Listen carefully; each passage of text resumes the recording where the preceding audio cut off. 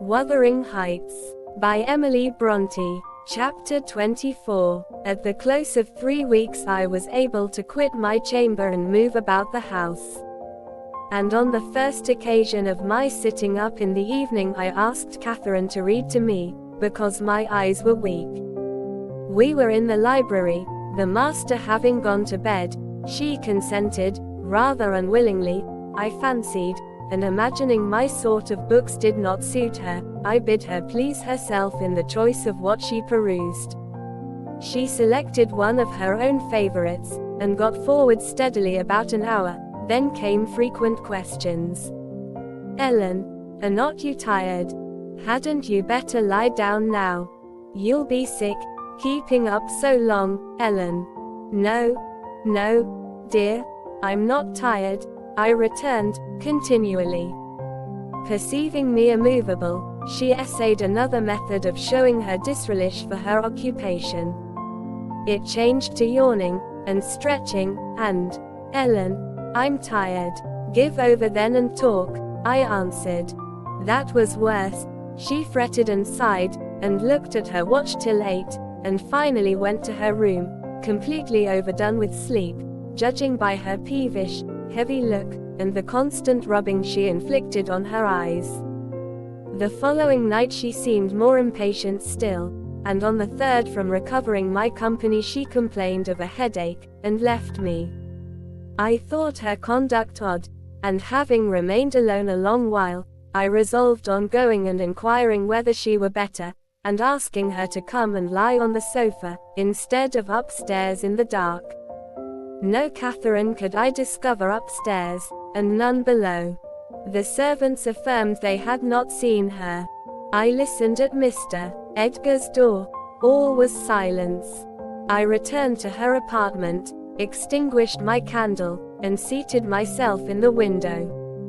The moon shone bright, a sprinkling of snow covered the ground, and I reflected that she might, possibly, have taken it into her head to walk about the garden, for refreshment. I did detect a figure creeping along the inner fence of the park, but it was not my young mistress. On its emerging into the light, I recognized one of the grooms. He stood a considerable period, viewing the carriage road through the grounds, then started off at a brisk pace, as if he had detected something, and reappeared presently, leading Mrs. Pony, and there she was, just dismounted, and walking by its side. The man took his charge stealthily across the grass towards the stable. Cathy entered by the casement window of the drawing room, and glided noiselessly up to where I awaited her. She put the door gently to, slipped off her snowy shoes, untied her hat, and was proceeding, unconscious of my espionage, to lay aside her mantle, when I suddenly rose and revealed myself.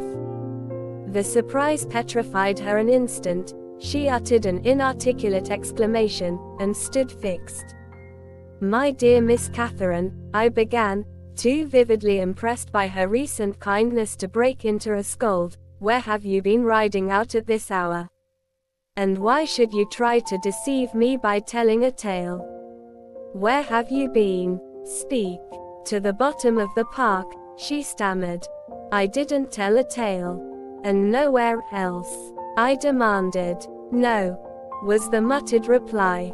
"Oh, Catherine," I cried, sorrowfully, "you know you have been doing wrong, or you wouldn't be driven to uttering an untruth to me. That does grieve me. I'd rather be 3 months ill, than hear you frame a deliberate lie." She sprang forward, and bursting into tears, threw her arms round my neck. "Well, Ellen, I'm so afraid of you being angry," she said. "Promise not to be angry, and you shall know the very truth. I hate to hide it." We sat down in the window seat. I assured her I would not scold, whatever her secret might be, and I guessed it, of course, so she commenced. "I've been to Wuthering Heights, Ellen, and I've never missed going a day since you fell ill, except thrice before, and twice after you left your room. I gave Michael books and pictures to prepare Minnie every evening, and to put her back in the stable, You mustn't scold him either, mind. I was at the Heights by 6:30, and generally stayed till 8:30, and then galloped home. It was not to amuse myself that I went. I was often wretched all the time. Now and then I was happy, once in a week perhaps. At first, I expected there would be sad work persuading you to let me keep my word to Linton, for I had engaged to call again next day, when we quitted him, but, as you stayed upstairs on the morrow, I escaped that trouble.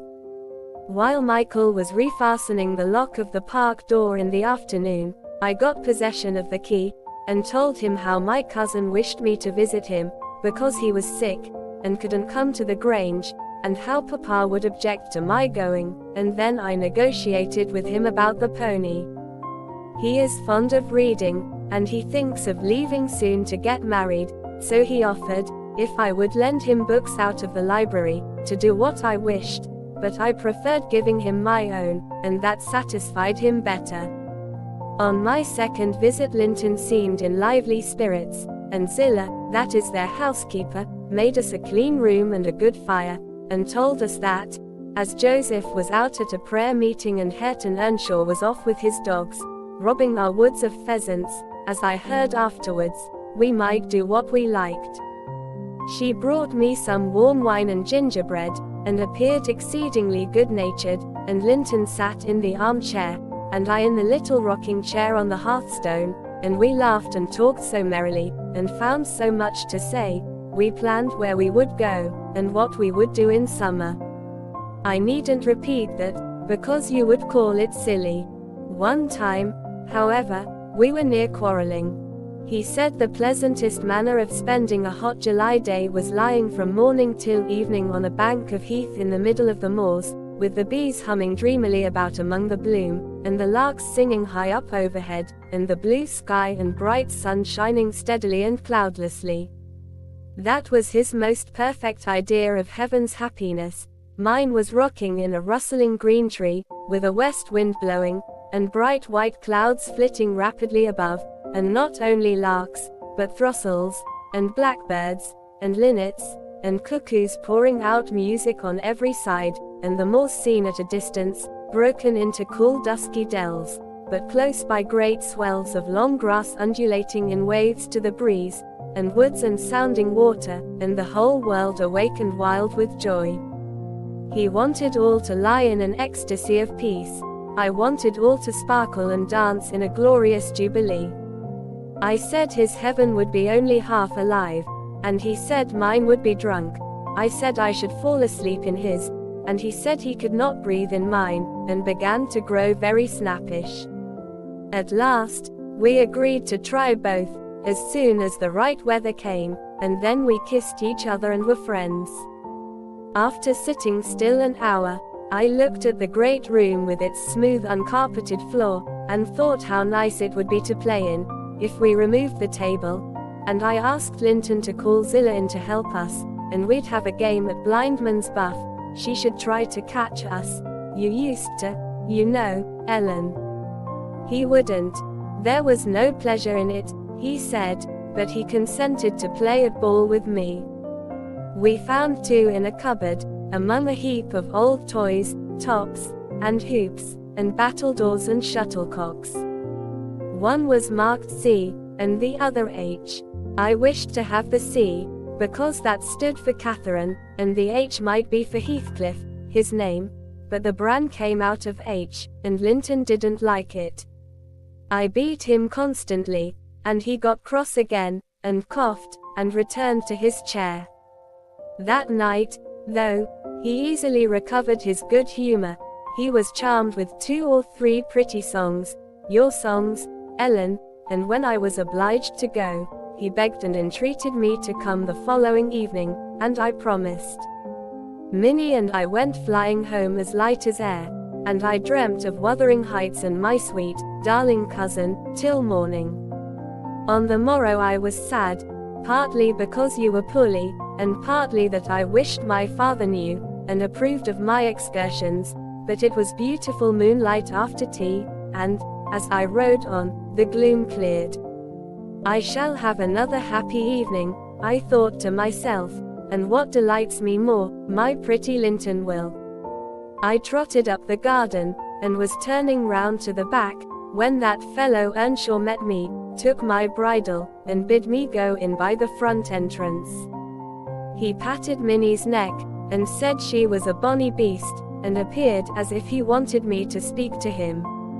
I only told him to leave my horse alone, or else it would kick him. He answered in his vulgar accent, it wouldn't do much hurt if it did, and surveyed its legs with a smile. I was half inclined to make it try, however. He moved off to open the door, and, as he raised the latch, he looked up to the inscription above, and said, with a stupid mixture of awkwardness and elation, Miss Catherine. I can read yon, now. Wonderful, I exclaimed. Pray let us hear you, you are grown clever. He spelt, and drawled over by syllables, the name, Hareton Earnshaw. And the figures, I cried, encouragingly, perceiving that he came to a dead halt. I cannot tell them yet, he answered. Oh, you dunce, I said, laughing heartily at his failure.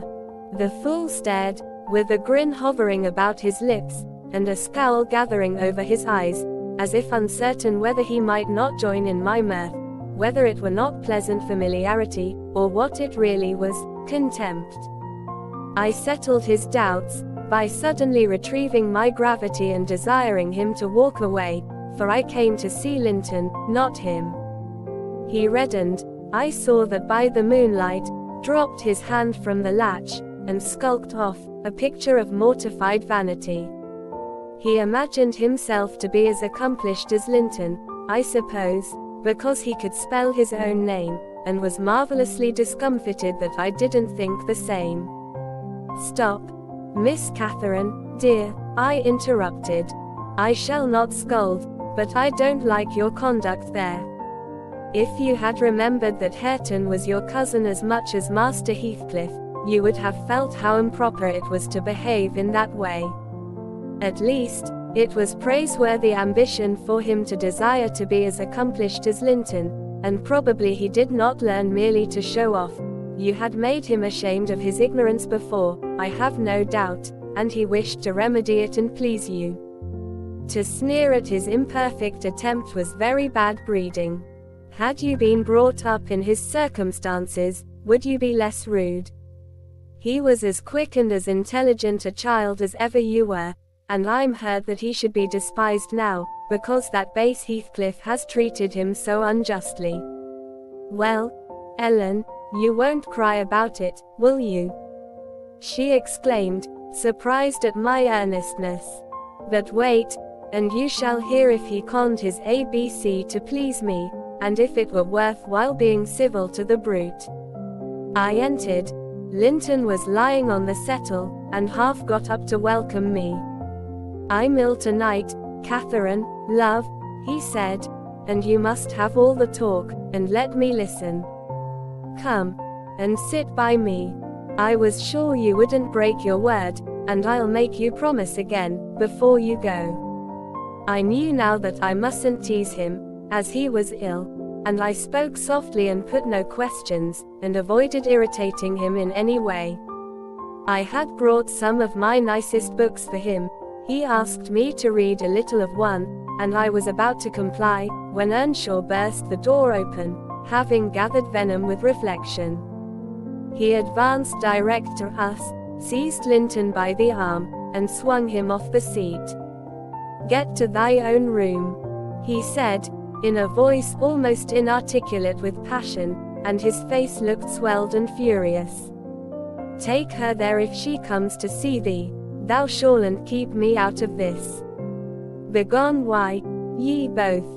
He swore at us, and left Linton no time to answer, nearly throwing him into the kitchen, and he clenched his fist as I followed, seemingly longing to knock me down. I was afraid for a moment, and I let one volume fall. He kicked it after me, and shut us out. I heard a malignant, crackly laugh by the fire, and turning, beheld that odious Joseph standing rubbing his bony hands, and quivering. "I assure he'd sarve ye out. He's a grand lad. He's gettin' tea, great spirit in him. He knows, he knows, as weel as I do, who sood be tea, meister yonder, ek. He made ye skift properly. Ek. Where must we go?" I asked of my cousin, disregarding the old wretch's mockery. Linton was white and trembling. "He was not pretty then, Ellen, oh, no. He looked frightful, for his thin face and large eyes were wrought into an expression of frantic, powerless fury. He grasped the handle of the door, and shook it. It was fastened inside. "If you don't let me in, I'll kill you. If you don't let me in, I'll kill you." He rather shrieked than said, Devil, I'll kill you. Joseph uttered his croaking laugh again. "Fear. That's tea, father," he cried. "That's father. We've alas summat o' either side in us. Niver heed, Hareton, lad. Dunnot be feared, he cannot get at thee." I took hold of Linton's hands, and tried to pull him away, but he shrieked so shockingly that I dared not proceed. At last his cries were choked by a dreadful fit of coughing, blood gushed from his mouth, and he fell on the ground. I ran into the yard, sick with terror, and called for Zillah, as loud as I could. She soon heard me. She was milking the cows in a shed behind the barn, and hurrying from her work, she inquired what there was to do. I hadn't breath to explain. Dragging her in, I looked about for Linton. Earnshaw had come out to examine the mischief he had caused, and he was then conveying the poor thing upstairs. Zillah and I ascended after him, but he stopped me at the top of the steps, and said I shouldn't go in, I must go home. I exclaimed that he had killed Linton, and I would enter. Joseph locked the door, and declared I should do no sick stuff, and asked me whether I were bound to be as mad as him. I stood crying till the housekeeper reappeared. She affirmed he would be better in a bit, but he couldn't do with that shrieking and din, and she took me, and nearly carried me into the house. Ellen, I was ready to tear my hair off my head. I sobbed and wept so that my eyes were almost blind, and the ruffian you have such sympathy with stood opposite, presuming every now and then to bid me wished, and denying that it was his fault, and, finally, frightened by my assertions that I would tell Papa, and that he should be put in prison and hanged, he commenced blubbering himself, and hurried out to hide his cowardly agitation. Still, I was not rid of him. When at length they compelled me to depart, and I had got some 100 yards off the premises, he suddenly issued from the shadow of the roadside, and checked Minnie and took hold of me. "Miss Catherine, I'm ill-grieved," he began, "but it's rather too bad." I gave him a cut with my whip, thinking perhaps he would murder me. He let go, thundering one of his horrid curses, and I galloped home more than half out of my senses. Single quote. I didn't bid you good night that evening, and I didn't go to Wuthering Heights the next. I wished to go exceedingly, but I was strangely excited, and dreaded to hear that Linton was dead, sometimes, and sometimes shuddered at the thought of encountering Hareton. On the third day I took courage. At least, I couldn't bear longer suspense, and stole off once more. I went at 5 o'clock, and walked, fancying I might manage to creep into the house, and up to Linton's room, unobserved. However, the dogs gave notice of my approach. Zillah received me, and saying, the lad was mending nicely, showed me into a small, tidy, carpeted apartment, where, to my inexpressible joy, I beheld Linton laid on a little sofa, reading one of my books. But he would neither speak to me nor look at me, through a whole hour. Ellen, he has such an unhappy temper. And what quite confounded me, when he did open his mouth, it was to utter the falsehood that I had occasioned the uproar, and Hareton was not to blame. Unable to reply, except passionately, I got up and walked from the room. He sent after me a faint, "Catherine." He did not reckon on being answered so, but I wouldn't turn back, and the morrow was the second day on which I stayed at home, nearly determined to visit him no more. But it was so miserable going to bed and getting up, and never hearing anything about him, that my resolution melted into air before it was properly formed. It had appeared wrong to take the journey once, now it seemed wrong to refrain. Michael came to ask if he must saddle Minnie. I said, yes, and considered myself doing a duty as she bore me over the hills. I was forced to pass the front windows to get to the court. It was no use trying to conceal my presence. "Young master is in the house," said Zillah, as she saw me making for the parlor. I went in. Earnshaw was there also, but he quitted the room directly. Linton sat in the great armchair half asleep. Walking up to the fire, I began in a serious tone, partly meaning it to be true. "As you don't like me, Linton, and as you think I come on purpose to hurt you, and pretend that I do so every time, this is our last meeting. Let us say goodbye, and tell Mr. Heathcliff that you have no wish to see me, and that he mustn't invent any more falsehoods on the subject." "Sit down and take your hat off, Catherine," he answered. "You are so much happier than I am, you ought to be better. Papa talks enough of my defects, and shows enough scorn of me, to make it natural I should doubt myself. I doubt whether I am not altogether as worthless as he calls me, frequently, and then I feel so cross and bitter, I hate everybody. I am worthless, and bad in temper, and bad in spirit, almost always, and, if you choose, you may say goodbye, you'll get rid of an annoyance. Only, Catherine, do me this justice, believe that if I might be as sweet, and as kind, and as good as you are, I would be, as willingly, and more so, than as happy and as healthy. And believe that your kindness has made me love you deeper than if I deserved your love, and though I couldn't, and cannot help showing my nature to you, I regret it and repent it, and shall regret and repent it till I die." I felt he spoke the truth, and I felt I must forgive him, and, though we should quarrel the next moment, I must forgive him again. We were reconciled, but we cried, both of us, the whole time I stayed, not entirely for sorrow, yet I was sorry Linton had that distorted nature. He'll never let his friends be at ease, and he'll never be at ease himself. I have always gone to his little parlor, since that night, because his father returned the day after.